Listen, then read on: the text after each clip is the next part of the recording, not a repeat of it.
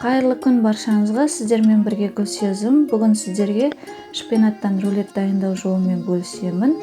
Ең алдымен 200 грамм шпинатты жақсылап жуып, блендердің ыдысына салып аламын. Оның үстіне 3 ас қасық ұн қосатын боламын. Ұнымызды қосқаннан кейін разрыхитель, яғни қопсытқышымызды аз ғана қосып, шай қасық тұз салатын боламыз.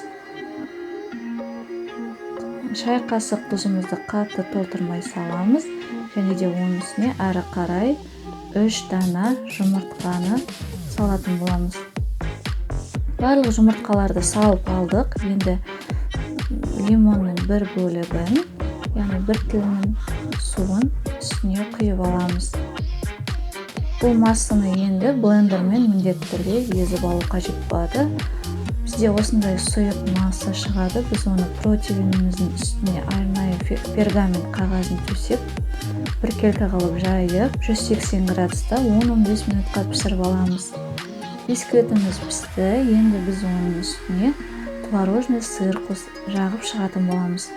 Творожный сырдың барлық жеріне жағып болғаннан кейін, менде семга балықты, яғни жұқалап турап 120 грамм.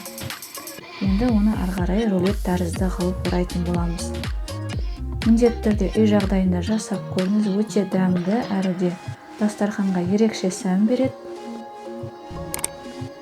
Барлығын рулетті осылай жақсылап орап алғаннан кейін, пищевой пленкамен жақсылап орап, жан-жағын ауа кірмейтіндей қылып, біз оны 3-4 сағатқа тоңазытқышқа салып қоюымыз қажет болады.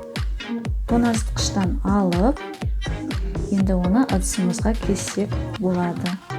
Мен оны алып, енді ыдысымызға орналастырдым. Өте әдемі, әрі дәмді. Міндетті түрде жасап көріңіздер.